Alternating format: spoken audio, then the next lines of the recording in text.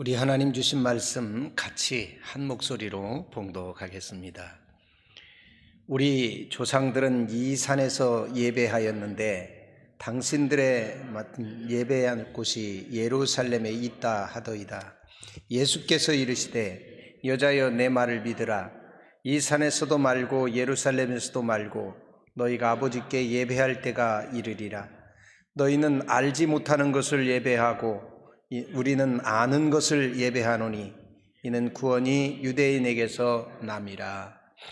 아버지께 참 예배하는 자들은 영과 진리로 예배할 때가 오나니 곧 이때라. 아버지께서는 자기에게 이렇게 예배하는 자들을 찾으시느니라. 하나님은 영이시니 예배하는 자가 영과 진리로 예배할지니라. 아멘.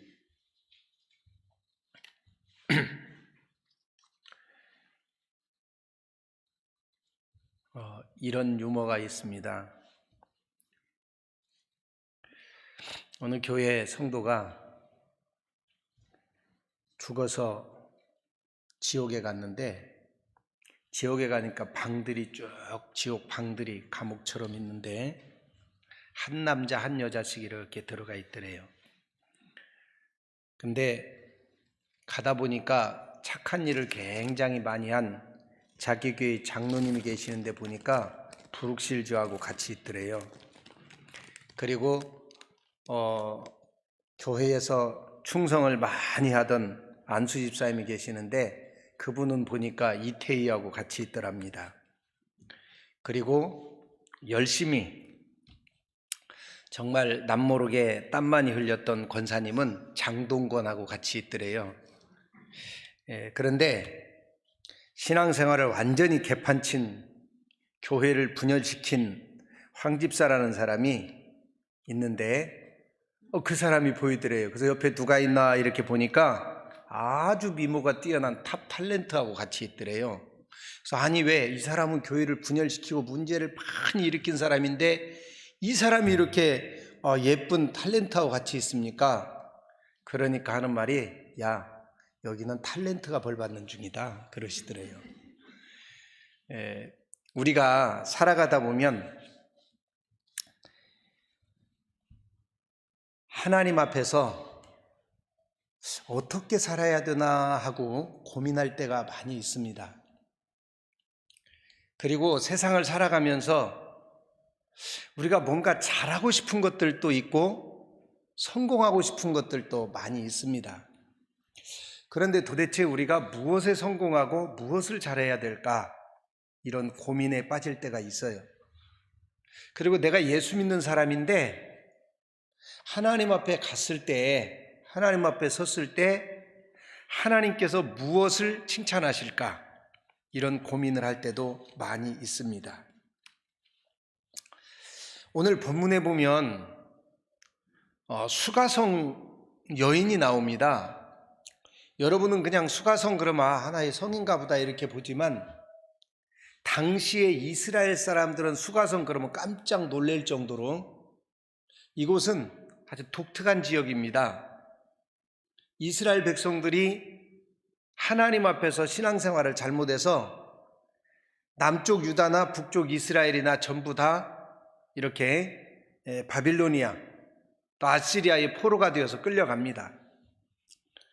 그리고는 남아있는 예루살렘에 남아있는 사람들이 있었는데 아예 예루살렘을 이렇게 파멸시키고 완전히 없애려고 굉장히 악한 왕이 이 민족 말살 정책을 썼어요. 그러면서 그 이방 사람들을 예루살렘으로 이주를 시켜서 강제 결혼을 하게 해가지고 혼혈을 만들어버려요. 그러니까 이스라엘의 씨를 말리겠다는 거죠. 우리 일제시대 때 창씨개명하고 좀 비슷한 건데 그보다 훨씬 더 심한 거지요. 창씨개명 정도가 아니고 완전하게 씨를 말리려고 했던 거니까. 근데 이제 이스라엘 백성들이 돌아왔어요. 돌아와서 보니까 그렇잖아요. 우리도 일제시대 때 지내가고 나니까 창씨개명한 사람들에 대해서 사람들이 좋게 생각하지 않았잖아요. 더군다나 일제의 앞잡이 노릇을 했다. 그러면 더더군다나 사람들이 손가락질을 많이 했지요. 근데 이 사람들은 더할 수 없이 이게 표가 나요. 왜냐하면 혼혈이잖아요. 우리나라 사람들도 한 30년 전으로만 시계를 돌려도 혼혈 좋아하지 않았어요. 그때만 해도 뭐 튀기라는 말이 있었잖아요. 그죠? 튀기. 그래서 굉장히 싫어했어요. 더군다나 흑인이나 아니면 이렇게 좀 우리나라 사람들이 별로 그렇게 환영하지 않는 사람의 피가 섞여 있다 그러면 더더군다나 싫어했죠. 근데 이스라엘 사람들은 돌아와서 보니까 이들이 자기들의 지조를 지키지 못하고 아니 차라리 죽지 왜 살겠다고 저렇게 혼혈이 된 거야? 그러면서 비판하기 시작하면서 그들을 향해서 개자를 붙여가지고 욕을 하면서 실제로 개 취급을 했어요. 예수님 앞에도 이 피를 섞었던 한 여인이 왔는데 예수님도 그러셨잖아요. 처음에 그 여자를 믿음을 시험할 때 자녀의 떡을 취해서 개들에게 던짐이 마땅치 않다. 그러니까 사람들이 그 여자도 개 취급을 하던 여자였어요. 근데 이 사마리아는 그런 곳이었고 그곳에 예수님이 가셔서 한낮에 물을 길러온 이 여인에게 이렇게 물을 청하면서 예수님이 이렇게 말을 걸었는데 그때 이 여인이 수가성의 여인이 예수님께 굉장히 자기 인생에서 최고의 고민에 대해서 이제 상담을 하는 거예요. 이야기를 하는 거예요. 예배를 드릴 때 너희들은 예루살렘에서 드려야 된다고 하고 남북으로 갈렸을 때 남북이 왔다 갔다 하면 안 되니까 이 예배를 드린다고 자꾸 유다로 내려가니까 이스라엘 왕이 통치하기가 힘들잖아요.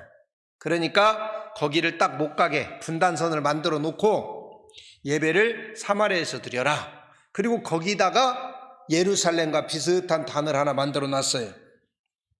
그러니까 이스라엘 사람들은 여기서 드려도 된다고 그러고 유다 사람들은 여기만 하나님이 인정한 성전이니까 여기 와서 예배를 드려야 된다 하고 그러고 있을 때 이 여인이 예수님께 물은 거예요.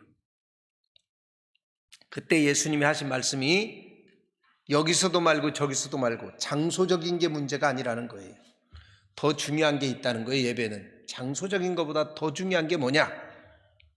바로 아버지께 예배하는 자들은 신령과 진정으로 예배할 때가 온다. 그러니까 하나님께서 원하시는 예배의 최종 목적지는 신령과 진정이라는 거예요. 그러므로 우리가 신령과 진리로 예배 드릴 수 있기를 원합니다. 자, 그렇다면 신령과 진리로 우리가 나아가기 위해서 우리가 먼저 이해해야 될 게 있어요.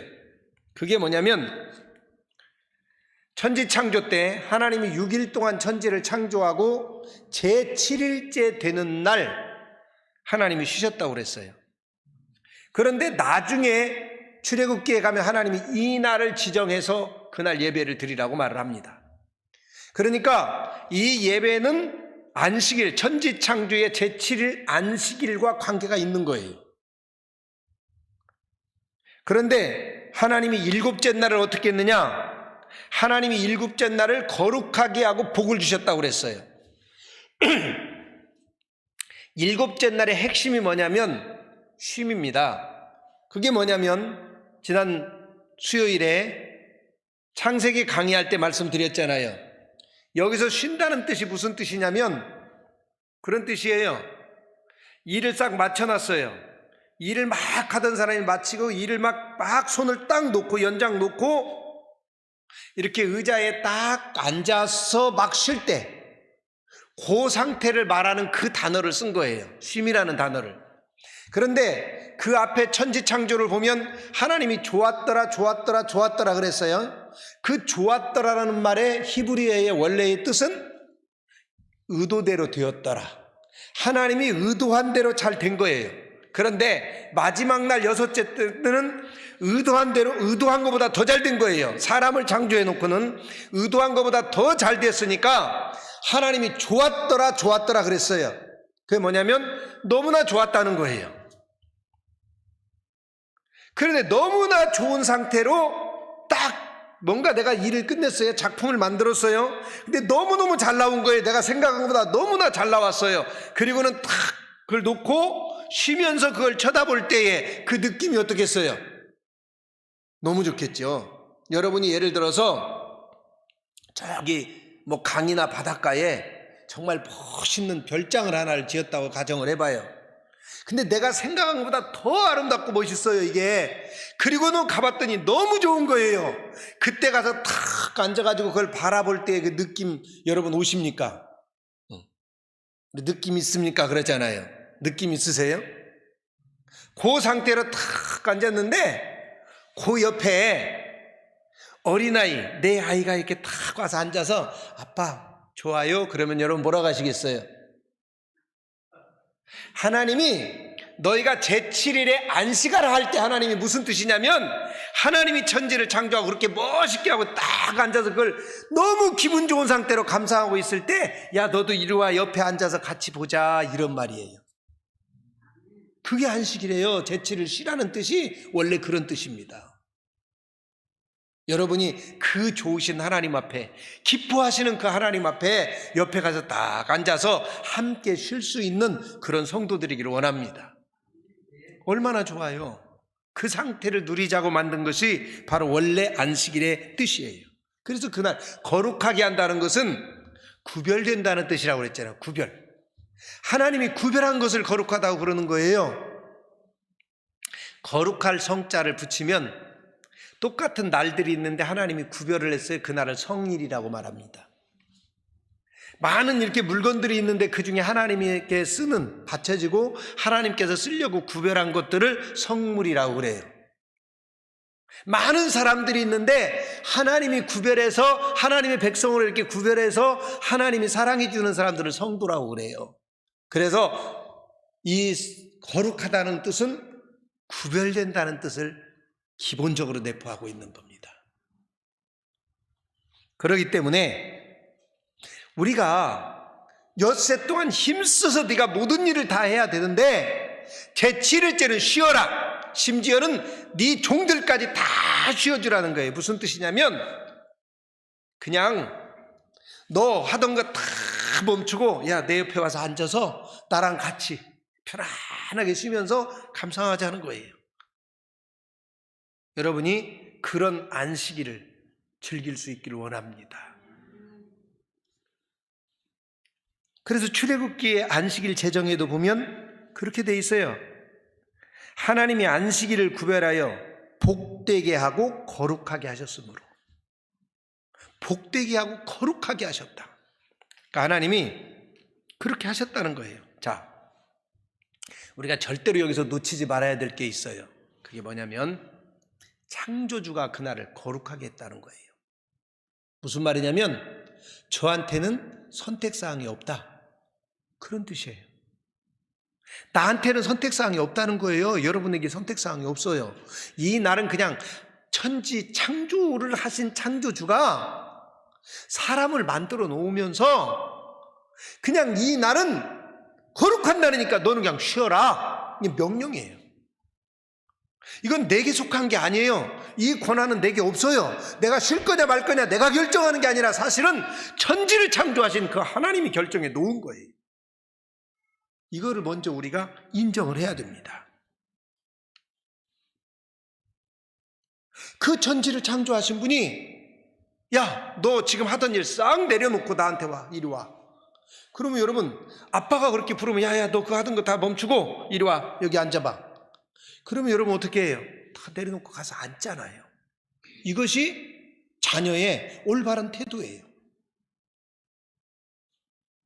여기서부터 예배는 시작이 되는 거예요. 세상에 일하던 손 다 내려놓고 그 천지를 창조하신 그 하나님 옆에 가서 딱 그분이 부르시니까 그분이 찾으시니까 그분 옆으로 딱 가는 것, 여기서부터 예배는 시작이 되는 겁니다. 우리가 그 좋으신 하나님 옆으로 가는 열망이 있기를 원합니다. 또 하나, 이 하나님이 이 날을 구별하시면서 이 날을 복을 주셨다고 그랬어요. 복을 주셨다. 제7일을 안식일로 정하면서, 일곱째 날 안식일로 정하면서 그날을 복 주셨다 그랬어요. 출애굽기 20장 23절 24절에 보면 뭐라고 말하고 있냐면, 너희는 나를 비겨서, 중간 생략하고, 신상을 만들지 말며 내게 토단을 쌓고 소로 내 번제와 화목제를 드리라. 내가 내 이름을 기념하게 하는 모든 곳에서 너에게 임하여 복을 주리라. 할렐루야. 하나님의 이름을 기념하게 하는 곳에서, 다시 말하면 예배의 핵심 중에 하나가 뭐냐면 하나님의 이름을 기념하는 거예요. 예배의 첫 번째는 뭐냐면, 많은 날들 중에서 하루를 하나님의 안식일로 정해서 내 옆에 있자 한 그날 내가 하나님 옆에 있는 게 첫 번째 예배의 의미고, 두 번째는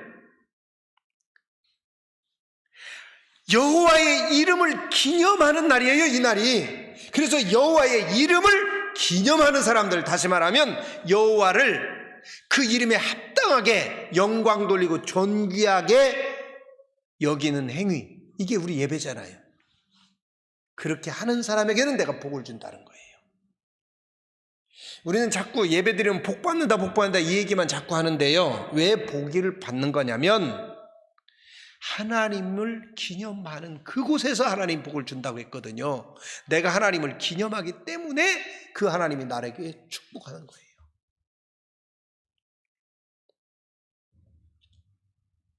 여러분, 거기 보면 모든 곳에서 그랬어요. 모든 곳에서. 이 지구상 어디에서든지, 우주 어디에서든지 하나님의 이름을 기념하는 곳이 있다. 거기에 하나님이 임재해서 복을 주시는 줄로 믿습니다.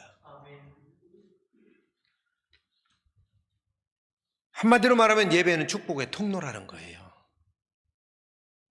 왜 이 축복의 통로를 포기합니까? 그죠? 우리는 축복의 통로를 포기할 수는 없어요. 축복이 오는 통로이기 때문에 포기를 못하는 게 아니고, 사실은 천지를 창조하신 창조주가 정한 것이기 때문에 포기할 수 없는 거예요.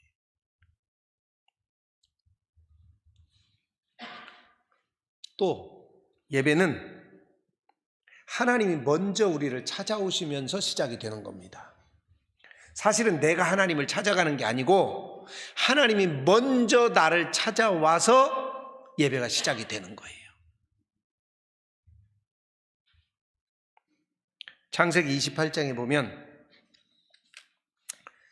야곱이 막 도망을 가다가, 정신없이 도망가다가 돌베개 베고 잠들었는데 꿈에 천사가 오르락 내리락 하는 것을 봤어요. 그리고는 딱 잠에서 깼는데, 아하, 하나님이 함께 하시는구나. 임마누엘의 하나님은 내가 도망치는 곳에도 함께 하는 거구나. 그리고는 그때 하나님 앞에 예배를 드려요. 여러분, 야곱이 먼저 하나님을 생각한 게 아니고 하나님도 잃어버리고 정신없이 자기 살겠다고 열심히 도망가다가 꼬꾸라져서 잠든 그 야곱을 먼저 찾아오신 거예요. 그래서 예배가 시작이 됩니다. 여러분, 우리의 삶 속에 그분이 찾아오셨기 때문에 내가 예배할 수 있는 거예요. 세상에 수많은 사람이 있지만 하나님이 찾은 사람이 아닌 자들은 예배 몰라요. 오히려 예배 무시하지요. 자기들이 천지의 창조주도 아닌데 피조물인 주제에 예배를 드려라 말아라, 이거 자체가 잘못된 거예요.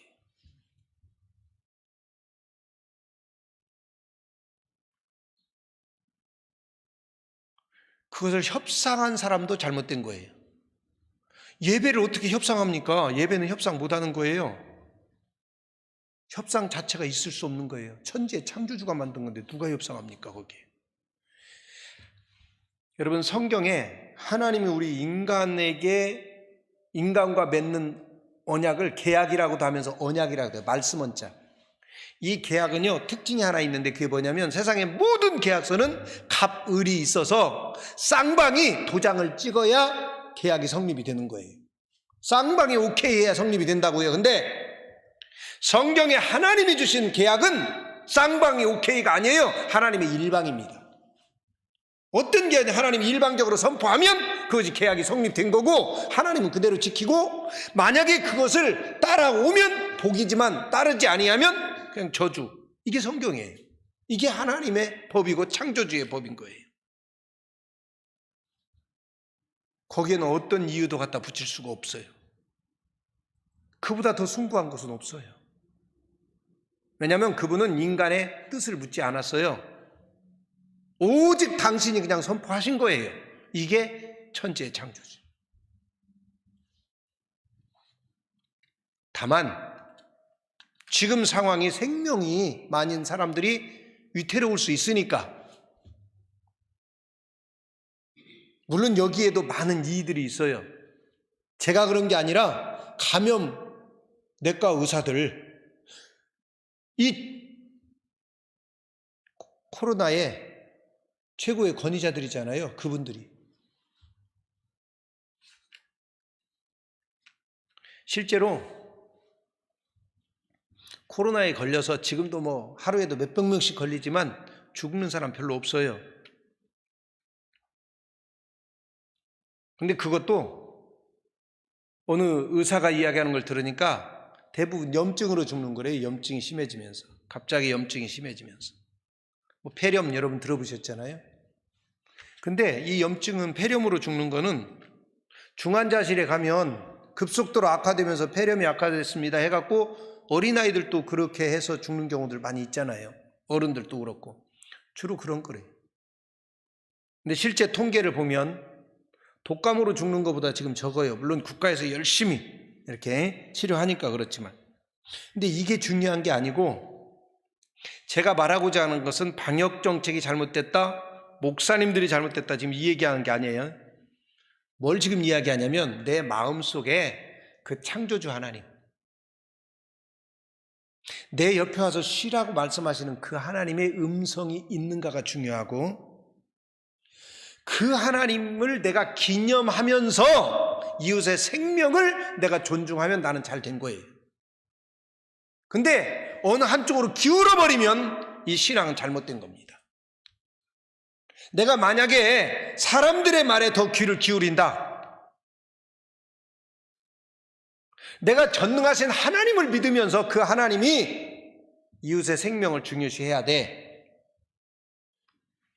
그렇게 말씀하시면 이걸 따라야 이게 신앙인 거고, 이웃의 생명을 해해도 너는 가야 돼, 그러면 해하러 가야 되는 거예요. 여호수아서가 그랬어요. 가서 여러분 아무런 상관이 없잖아요.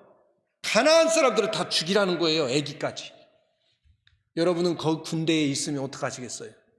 다 죽이고 자기들이 차지했어요. 그러니까 팔레스타인 사람들이 볼 때 이스라엘은요, 우리가 보는 일본 이 정도가 아니에요. 자기들 땅 다 빼앗은 거잖아요, 지금 이스라엘이. 팔레스타인 사람들은 그러니까 우리가 볼 때 하나님이 주셨으니까 우리 믿음의 입장에서 봤을 때는, 당연한 거지만, 여러분 팔레스타인 사람들 보세요. 원래 거기 원주민들이잖아요. 원래 자기들 땅이잖아요. 근데 저기 이라크에 살던 사람들이 지금 와서 차지하고 있는 거예요. 이스라엘 사람들은 아브라함이 그쪽 사람이잖아요. 아브라함의 후손들이잖아요, 다. 아브라함이라는 사람이 와서 그 후손들이 자기들의 땅을 지금 차지하고 안 내놓고 자기들을 죽이고 이러고 있는 거예요. 자기들이 힘이 부족해서 못 찾는 거고요.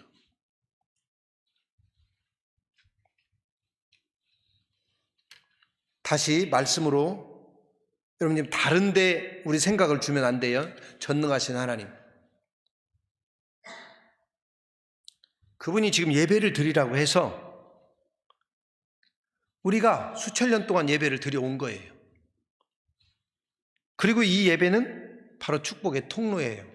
왜 그러느냐? 창조주 하나님과 함께하는 것이고, 그리고 그분이 구별하신 것이고, 그분이 기념할 때 이걸 통해서 복을 주신다고 했으니까. 그래서 예배가 드려지고 있는 곳에서 하나님 복 준다고 그랬어요. 그건 뭐냐면, 여기서 오해할까 봐서 제가 또 설명을 드리는데, 추가 설명을 드리는데, 자, 내가 지금 여기서 예배 행위를 해요. 여기 단을 쌓고, 요 예배 행위 때문에 복을 주는 게 아니에요.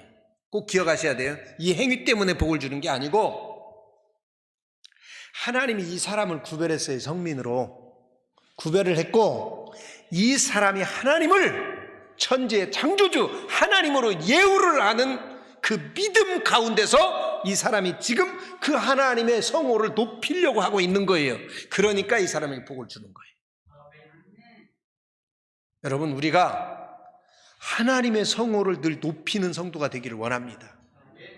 여러분의 마음속에는 세상의 어떤 이념이나 세상의 그 누구보다도, 그 어떤 것보다도 전능하신 하나님, 그분을 사랑하는 마음이 있기를 원합니다.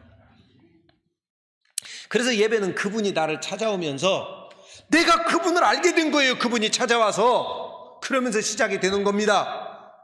야곱도 아무것도 생각 못하다가 그분을 인식하게 되고 그분이 찾아와서, 그러면서 그 예배가 시작이 된 것이고, 그러면서 복을 받는 겁니다. 오늘 수가성 여인도 똑같아요. 그 질문에도 하나님이 그렇게 대답하셨어요. 그러면서 하나님이 지금도 뭐 하고 있냐면 예배하는 자들을 찾으신대요. 예배하는 자들을 찾는다는 것은 꼭 기억하셔야 돼요. 내가 막 이렇게 성경책 들고 예배하는 모습을 갖췄다. 하나님이 그런 사람 찾는 게 아니에요.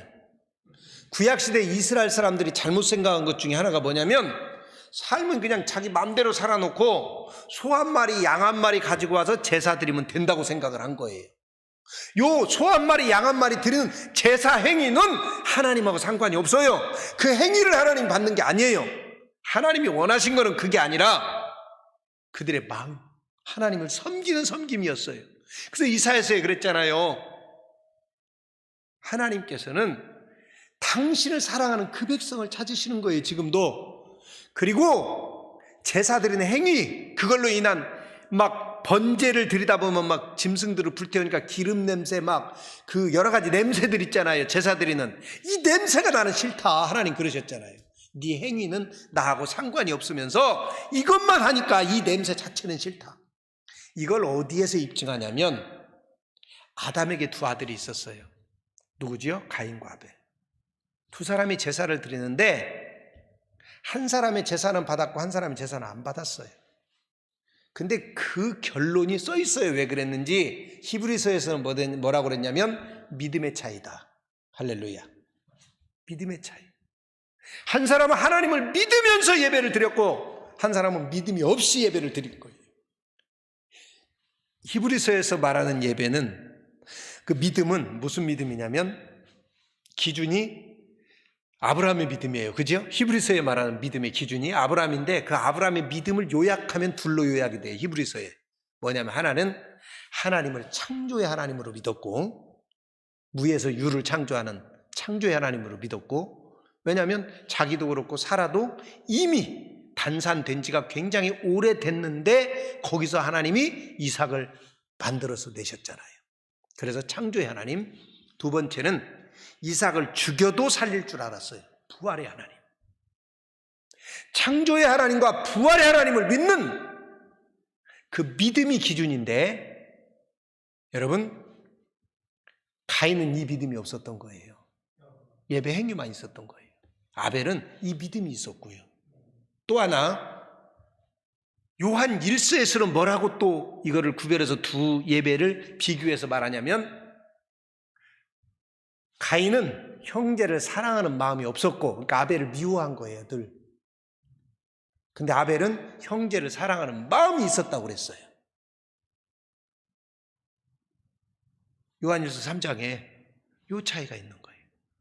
결국 가인과 아벨의 제사에서 하나님이 아벨의 제사는 받고 가인의 제사를 받지 않은 이유가 뭐냐면, 아벨의 제사에는 하나님이 계셨어요. 아벨의 마음속에. 그래서 하나님이 이미 아벨을 사랑하는 사람이었기 때문에 아벨이 드리는 예배를 받은 거고, 가인은 그 안에 하나님 중심의 삶이 아니었어요. 하나님 중심의 삶이 아니었기 때문에 그 사람이 하는 예배 행위 자체를 하나님이 안 받으신 거예요.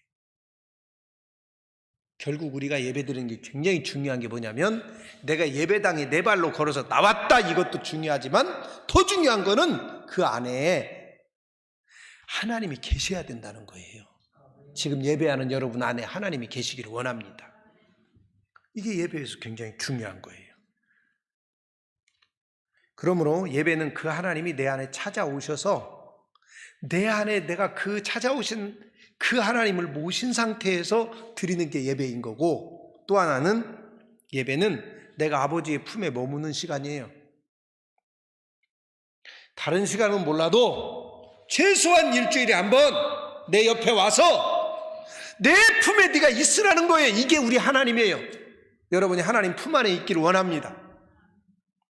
그 하나님 품 안에. 그렇기 때문에 자, 우리가 예배하려면 굉장히 예배에서 중요한 거 세 가지가 있어요. 하나는 오늘 본문에 보니까 예배하는 자들은 장소가 문제가 아니고 이것저것이 문제가 아니라 이런 때가 오는데 아버지 앞에 신령과 진정으로 예배할 때가 온다. 여러분, 예배의 핵심 신령과 진정입니다. 무슨 말이냐면 영과 진리로, 그랬죠. 영은 뭐냐면 성령이 임재하는 예배, 그리고 진리가 역사하는 예배가 돼야 된다는 거예요. 그러므로 여러분, 예배를 드릴 때 우리가 꼭 중요한 게 뭐냐면 성령께서 나를 간섭하도록 내가 기도하면서 예배를 드리셔야 돼요. 성령이 강력하게 임재해서 그 성령이 나를 간섭을 하셔야 돼요. 그게 예배야. 지금 우리 온라인 예배를 드리시는 분들은 여기 와서 현장에서 드리는 분보다 2배, 3배 더 정성을 기울이셔야 돼요. 왜 그러냐면 집에서 예배 드리다 보면 어떤 분이 그러더라고요. 자기도 모르게 예배하는 마음이 흩어진대요. 한 번, 두 번은 정성스럽게 예배를 드리는데 나도 모르게 막 분주하게 뭐 하다가 그냥 집에서 막 가사일하던 상태로 그 복장으로 앉아요. 그러다 보니까 마음도 아직 이 분주함에서 마음이 정리가 안 된 거예요. 그 상태로 예배를 드리는 경우도 생긴다는 거예요. 그래서 더 열심히 더 정성을 기울여야 하나님 앞에 성령의 임재가 일어날 수 있는 예배를 드릴 수 있다는 거예요. 또 여기 예배당에 지금 나와서 예배 드리는 분들도 마찬가지예요. 내가 왔으니까 오늘 예배 드리니까 그러고 가만히 앉아 있으면요 자꾸 딴 생각도 날 수 있고, 어떤 사람은 예배 드리면서 집에 가서 요리하고 있는 사람도 있어요. 장 보러 간 사람도 있고, 머릿속에서 사업하는 사람도 있고. 그렇기 때문에 성령께서 나를 간섭하는 상태가 아니면 나도 가인 같은 예배를 드릴 수가 있다는 거예요. 여러분, 제사장의 아들이지만 홈리와 비느하스가 어떻게 했어요? 자기도 모르게 점점 예배를 경시 여기다가 결국은 죽은 거예요. 근데 어려서부터 하나님 앞에서 예배를 정성스럽게 드리고 하나님 음성에 귀를 기울였던 사무엘은 하나님이 사랑해서 그 가문이 축복을 받잖아요. 똑같은 이새의 아들이라 할지라도 그 마음이 하나님과 일치하는 다윗은 하나님이 엄청나게 쓰신 거예요. 그러므로 오늘 예배를 드리는 여러분 안에 이 하나님이 계시기를 원하고 그 하나님과 일치하는 상태, 이게 되려면 성령님이 나를 붙들어 주셔야 되는 거예요. 그래서 성령의 간섭이 일어나야 돼요. 성령의 간섭이 일어나면요, 여러분 주변에 보세요. 예배 드리다가 병 나온 사람들이 있어요. 막 기도하다가 낫는 게 아니고, 물론 그렇게도 낫고 그렇게도 낫아요. 근데 예배와 기도는 구별이 잘 안 돼요. 과거에 능력 캠프라는 것을 한번 했어요.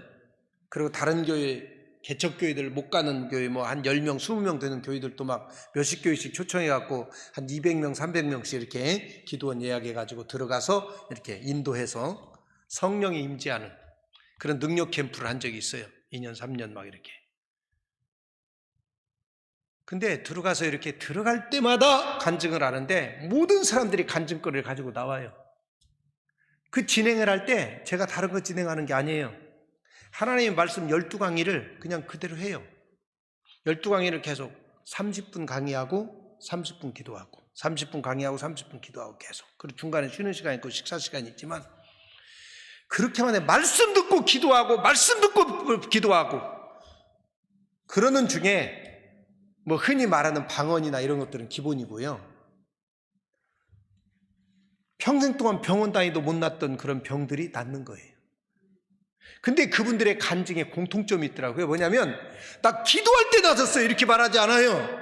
뭐라고 그러냐면 제가요 원래 류마티스 관절염이 너무너무 심해가지고 뭐 여의도 성모병원이가 거기에 가서 마약성 진통제를 받아서 하루에 4알씩 먹어야 되는데 6시간 단위로 꼬박꼬박 안 먹으면 잠자다가도 이게 깨어가지고 그래서 새벽 예배 나오는 거래요. 그러면서 간증하더라고. 목사님은 내가 믿음 좋아서 새벽 예배 나오신 줄 알지만 그때 나는 통증을 못 이겨서 예배당에 나온 거라고.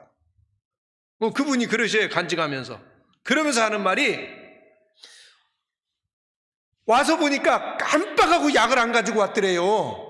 그래가지고 점심 먹고 이제 도망가서 약 먹어야 되니까 점심 먹자마자 도망가려고 점심 먹고 눈치를 본 거예요. 사람들하고 이렇게 남성교회들 같이 있으니까 헤어질 시간이 없으니까 점심 먹고 얼른 빨리 먹고 나왔대요. 하고 시동을 부르는 거니까 집사님 한 분이 나오더니 아이고 집사님 어디 가시게요? 그러더래요. 아닙니다 하고 시동을 껐대요. 그러다가 또 이게 갈 시간이 없으니까 이제 점점 많이 나오니까 오후 시간 참석하고요. 그러자 저녁 시간에 가야지 그러고 보니까 안 아프더래요. 내가 어떻게 견뎠지? 이렇게. 끝나고 알았다는 거예요. 어느 여집사님은 그래요.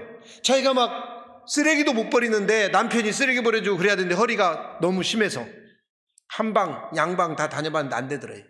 일반 병원도 가보고 병원에서는 수술하라고 하는데 수술하면 또 뭐 허리 더 못 쓴다 뭐 이런 사람도 있고 한방병원도 가보고 안 된다는 거예요.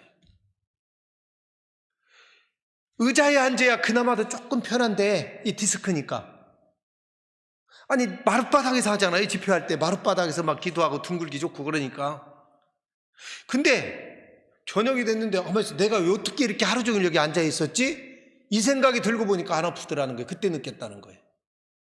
그러니까 이게 막 기도하는 순간에 나올 수도 있지만 내가 하나님 앞에 집중하고 있으면 성령께서 만지셔서 어느 순간에 내가 나왔는지 모르게 나을 수도 있고요. 제가 세계에서 가장 은혜로운 예배라는 예배들을 이렇게 리서치하고 다닐 때 하여튼 어디 있다면 쫓아갔어요. 근데 그 예배들의 공통점이 뭐냐면 예배를 드리는 도중에 귀신도 막 떠나가는 게 보여요. 막 소리 지르고 막 쓰러지고 거품 내놓고 막 그리고는 벌떡 일어나서 멀쩡하게 낫고 예배를 드리는 도중에 병이 낫고요. 예배를 드리는 게 능력을 체험하고 찬송을 부르다가 역사가 일어나고 이러는 거예요. 말씀 듣는 중에도 아멘하고 꾸꾸라지고. 왜 그러느냐? 이유는 딱 하나예요. 성령이 임재했다는 거예요. 성령이 임재하는 것이 기독교 신앙의 핵심이에요. 이론적인 성령 말고 성령은 뭐 이런 분이고 성령은 어쩌고 이런 이론 말고 실제로 내 안에 임재하여서 역사하시는 그 성령님을 체험해야 된다는 거지. 그분이 여러분 안에 지금도 있기를 원합니다. 또 하나는 진리의 말씀. 이 말씀이 나를 터치해야 돼요. 똑같은 설교를 들었는데 어떤 사람은 막 예배가 끝났는데 못 일어난 사람 있잖아요. 도저히 일어날 수가 없더래요. 어떤 사람은 1시간 동안 못 일어나다가 거기서 응답받고 그런 사람도 있고 예배를 드렸는데 아무런 감동도 없어요. 그래서 그냥 예배 드리다가 가버리는 사람도 있고 예배를 다 드렸는데 뭔 얘기를 했는지도 모르겠는 사람도 있고 다 틀리잖아요. 여러분 늘 말씀드리지만 로고스 하나님 말씀 자체는 진리예요. 그러지만 그 진리의 말씀 중에 어떤 말씀이 내 가슴에 꽉 꽂혀가지고 내 인생을 뒤바꾼 그런 말씀 우리가 레마의 말씀이라고 그러잖아요. 많이 들어보셨죠? 여러분 안에 그 레마의 말씀이 많이 있기를 원합니다.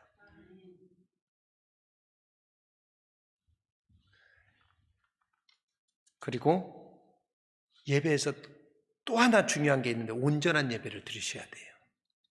온전한 예배라는 건 뭐냐면 설교자에게 마음 뺏겨서는 안 돼요. 어느 목사님이 막 설교를 잘하더라. 저는요, 목사님 설교 은혜 받았습니다. 그러면 집회 다닐 때도 대꾸도 안 해요.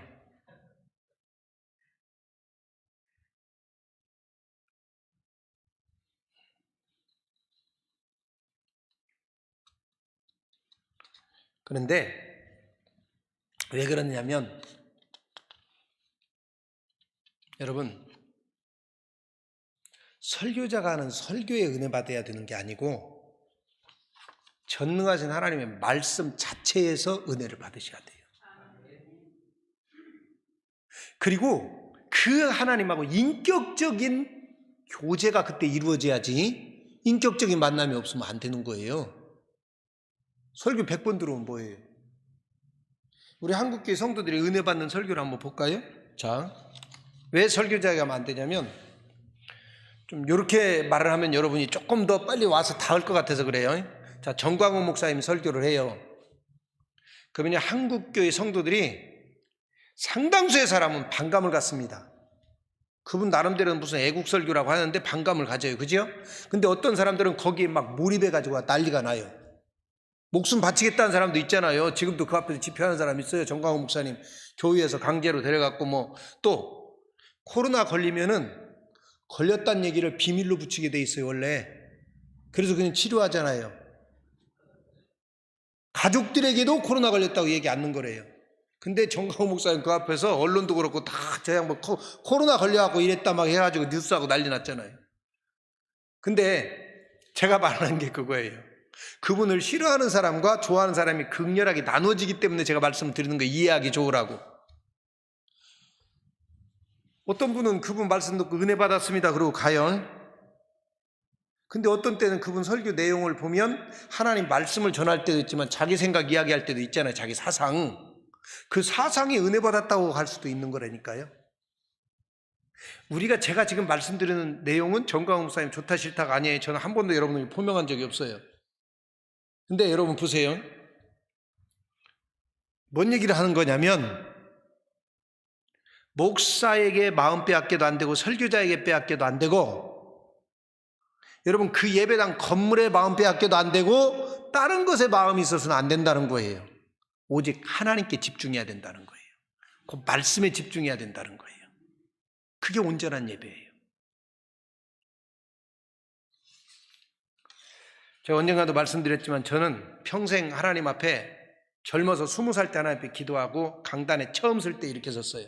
하나님, 내 평생 저 강단에 서서는 내 인생의 생각이나 사상이나 그 어떤 것도 말하지 않게 하시고 오직 하나님의 말씀을 그대로 전하게 하세요. 그게 제 기도였고 지금까지 지키려고 부단히 노력을 했어요. 어느 목사님처럼 그 집사 말이야 나 배신하고 갔는데 저주받으라고 이런 얘기 한 적도 없고 그러면 안 되잖아요, 목회자가. 그래서 평생 동안 하나님의 말씀, 왜냐하면 기도하는데 어느 날인가 그런 말씀을 주시더라고요. 제 마음속에 확신을 주시는데 평생 동안 네 설교를 딱 한 번 들은 성도가 있어. 하나님 그런 말씀을 주시는 거예요. 실제로 와서요 딱 한 번 예배드리고 가고 평생 제 설교 못 듣는 사람이 있어요.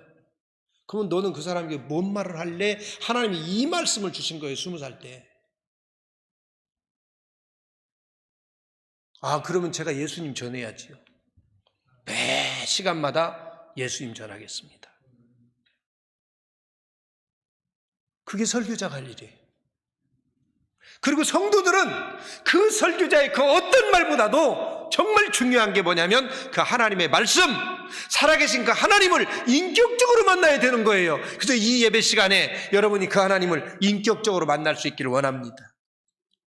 오늘 말씀을 마치려고 합니다. 딱 한마디로 예배에 집중하셔야 돼요. 집중.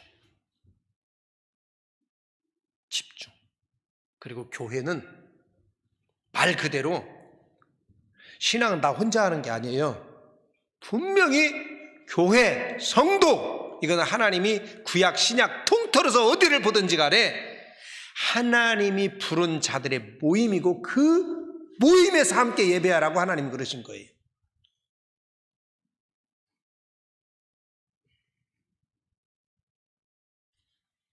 목사님들 중에 몇 분이 큰 교회 목사님들이 지금 엄청 조용합니다. 왜 그런지 아세요? 적은 교회 목사님들이 엄청 지금 떠들고 있어요. 목회자 사이에서. 당신들은 지금 신앙 팔아먹었다고. 왜냐하면 당신이 평상시에도 그 생각 가지고 있었느냐? 비대면 예배라는 게 어디가 있냐? 사람과 사람이 얼굴을 보는 게 예배냐? 하나님하고 만나는 게 예배지. 그것도 공동체가 하나님을 만나야 예배지. 막 그러면서 원래 신학적인 이론을 갖다가 막 들이대는데 거기다 뭐라고 하겠어요? 오직 한마디만 하는 거잖아요. 생명논리. 제가 지금 말하는 거는 예배를 어떻게 드리라는 게 아니에요. 굉장히 중요한 게 뭐냐면 지금 여러분 안에 하나님이 계시느냐. 내가 예배를 몇 번을 드리든 간에 내 안에 하나님이 계셔야 되고 그 하나님과 내가 만나야 되는 거예요. 그리고 신앙생활을 진짜 잘하려면 다음에 말씀을 한번 드리겠지만 성도의 교제가 있어야 돼요. 하나님의 뜻이 성도의 교제 속에서 완성이 돼가요. 오늘 말씀을 마치려고 합니다. 우리가 교회에 나오는 것은 사람 때문에 나오는 게 아니에요. 우리가 예배에 성공하는 자가 되기를 원합니다. 여러분이 사업도 성공하시고 여러분이 하는 일을 다 성공하시기 바랍니다. 그러나 그 무엇보다도 예배에 성공할 수 있기를 원합니다.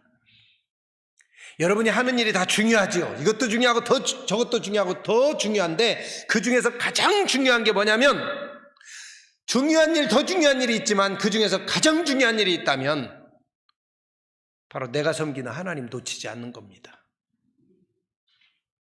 그 하나님의 성호를 높여드릴 수 있는 사람, 그 사람은 오늘 본문에 하나님이 찾으신다고 그랬어요. 예배하는 자들을 찾으시느니라 하는 이 말은 뭐냐면 지금도 하나님이 이렇게 살펴보면서 어디 있나 이러고 계신다는 거예요. 진짜 나한테 지금 예배 잘 드린 사람 어디에 있나 하고 하나님 찾으신다는 거예요. 그건 뭐냐면 요 행위를 이러고 있는 사람이 아니라 진짜 그 마음속에 하나님이 계시면서 하나님이 임재해서 그 하나님을 높여드리려고 그 하나님을 기념하려고 하는 그 사람이 지금 어디 있나 하나님이 지금 찾아보고 계시다는 거예요. 그 시선 속에 여러분이 탁 뛰기를 주의 이름으로 축원을 드립니다. 기도하겠습니다.